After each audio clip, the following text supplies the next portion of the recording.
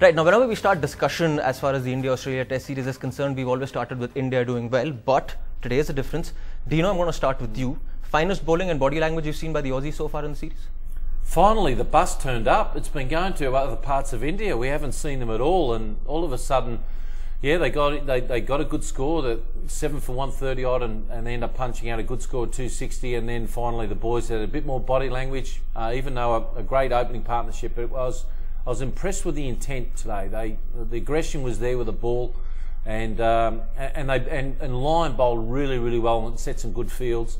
And now I've got a Test match. I have no clue who's going to win this match. I still think India will, but I was just so impressed. That's the old Australian of old, the way they turned up today. But 3 tests too late. Mr. Gavaskar, sir, would you say this aggression that the Aussies have shown today, it's come a little late from a neutral point of view in the series? I think the aggression's probably been overrated, quite frankly. What did the aggression get them? It didn't get them any wickets. I think just the intensity was much better. I don't think there was anything called aggression. I mean, I know there was a bit of lip over there, and there's been a bit of lip earlier on as well, but I think we tend to make a little bit more out of this, and frankly it didn't make any difference to the Indian team because nobody really got out because of that. The point is that the bowlers were banging the ball in short. That was the major difference. In the first 3 test matches, the short pitch delivery has been underdone. And now, never mind whether there's bounce in it or not, the fact of the matter is, over the years, India has produced very few players of the pull shot and the hook shot, or very few good players of the pull shot and the hook shot. And therefore, the short ball, even if it doesn't come up to your head height, it's still an effective delivery. And as we saw with Mahendra Singh Dhoni, it came to his midriff, but he still swatted it straight to the fielder. So that short ball has not been utilized well by the Australians. And they did that well today. And Nathan Lyon changed his trajectory, flatter trajectory, bowled around the wicket. He wasn't comfortable, didn't seem to be comfortable bowling around the wicket. So I think all in all, it's been a changed approach in terms of the line of attack, and that has paid them dividends. So also staying with you, as things stand, how much of a lead would be good for India, given that we have to bat 4th? Okay. 550 would be good. Dream on. Yeah, I know. Well, I mean, you've been dreaming on for 3 test matches, so might as well, Yeah. But no, I think any lead is going to be handy. A 30, 40, 50 run lead will be pretty handy. But what is going to be very expensive for India is allowing those last 3 wickets to add exactly half the number of runs. They had 7 down for 131 or 136, something like that, and the last 3 wickets have added 131. That is going to be something that India could well live to regret. And I think the other thing to add into that is that the fact there's been 12 byes and 16 leg byes, like 28 extras. You just can't, when you've got low scoring matches, you can't afford to have that many extras in a match like this. That's the question, Dino. Do you see this game going into 5 days? No, I don't. It might go into the 5th day. I've got no problem there. The pitch, and the interesting one, Sunny, look, the pitch is deteriorating over the last 4 or 5 years than what they were when you were playing a little bit, because they look damn hard work to bat on. Also, Dino, just talking about the way Pattinson, Watson and Johnson come back, they've had a positive effect on the team. So going back to the Mohali test, where you have a chance of levelling the series, would you now say it was a poor call to drop them? Well, you could say that, but at some stage, you're going to have to, or is it because that they were didn't do the points that have been asked by the coach? Do you need them to? The coaches rattled the cage, and all of a sudden they started coming out and spitting fire a bit. Sometimes the parents have to wield the stick to get the results from the kids sometimes, and that's what's happened here, I think. Also, Mr. Gavaskar, one instance on the field today, a Sachin Tendulkar decision, which obviously didn't go Australia's favour. That's the debate opens once again. Should the BCCI soften their stance on the DRS? Mr. Gavaskar, sir. I don't see how one decision can make a difference. I think the BCCI stance been pretty clear, and it's been explained at the ICC for the last couple of years now. And unless things change over there, unless the technology becomes foolproof, I don't think it's going to happen. So I think bringing it up over and over again, every time there is one decision, that confounds people, is really not going to work. Sonny, is it going to be the situation where is it the BCCI ask the players what to do? Do they want? Is it the players telling the BCCI. Look, we don't really trust it. We don't understand it. We know that Roger Federer has no idea how to use it properly because he keeps losing every time he challenges.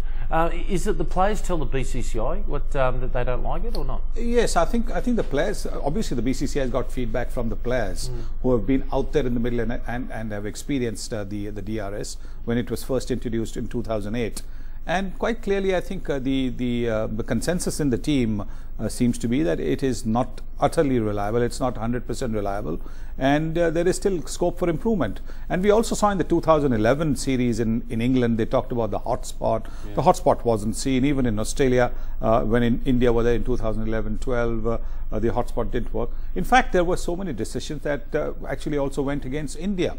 So in a way, it's something that can go both teams' way. If India is prepared to accept an umpiring error on the field, I think we should be quibbling with that, because if the BCCI says the game has been over the years played in a manner where the umpires are the final arbiters of out or not out, then I think let's carry on with it. I don't see why we should bring it up over and over again and make a big issue out of it, because frankly, for me, it's a non-issue. It's a very good point that you make, Sunny, because I saw myself, I was all for the DRS until last year, and when there was a couple of times the technology didn't get it right. DRS was brought in honestly for the howlers, wasn't it? The real bad ones. But here's the point, I don't like the captains challenging the umpires. I think the umpires shouldn't use it when they want. I don't want the culture of challenge our kids in under 12s and under 16 matches challenging the umpire's decision. I think that's wrong, and I would like to get that out of Test cricket. And absolutely right. I believe it should not be left to the players. If at all it has to come by the umpires themselves. Yeah. But we're talking about howlers. What will happen in case a team has exhausted its two appeals and it still gets a howler? So what good is the DRS? No, the DRS does nothing. But if you leave it to the umpires, then you will probably avoid the howlers rather than leaving it to the players. And I think that's the way to go. If you want to do it, maybe leave it to the umpires. Like they check for the no ball. If a batsman is out bowled, they say, hang on a minute, don't go. We want to check if the bowler is overstepped and if it's a no ball. And similarly, I think they could do it. Yes, it might slow the game down just a little bit, but I think that would probably be the way to go forward rather than leave it to the players. Like Dino, I think we've all been brought up to accept the umpire's call, umpire's decision, and I think that's the way it should be. So the point, exactly right, Sonny. Just for our viewers to understand, Sonny's open about I've batted 3. We will pinch the challenge the way it's situated. We will use it because we want our best batsman to have a second chance. But it's not fair for a number 9, number 10, and number 11 batsman because they don't get the challenges because they might have already been used up. So that's the reason why I don't think it's fair for all the players throughout the whole system. So I think we're both in agreement that the DRS, if it's going to be used, must be used by the umpires whenever they want to make a decision. Okay, so final question, moving away from the DRS, but back to the Test match. As things stand, Mr. Gavaskar, sir, how do you think it poised? Is it very even right now? Well, it's going to be very tough for India to score even 170, 108. Not going to be easy. I'm not saying that they will not be able to do it.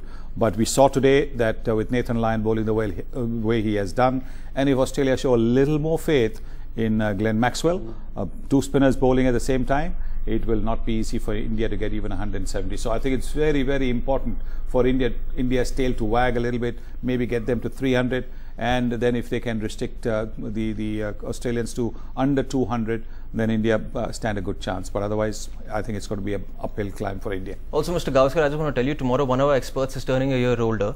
So, Dino, you think your boys are going to give you a birthday present tomorrow? Well, if they win tomorrow, that will be one of the great efforts. But at the same time, I still don't trust our batsmen on this type of pitch. I could see us easily get rock and roll for less than 100 on it. It's that type of pitch, and we showed today that Lyon, by himself, almost single-handedly went through the middle order. It was brilliant. But with the Indian team, he's got a few mates. You know, you got the Ozia, the Ashwins, of course, and Jadeja. How good's this kid? So they can actually, after bowling 6 or 7 or 8 overs, they can change it over. Where Lyon was having to bowl almost like 16 overs in a row, and that puts a lot of pressure on Lyon himself. And that's exactly where Sonny is saying. Australians sooner or later have to apply some faith into Maxwell as a spinner.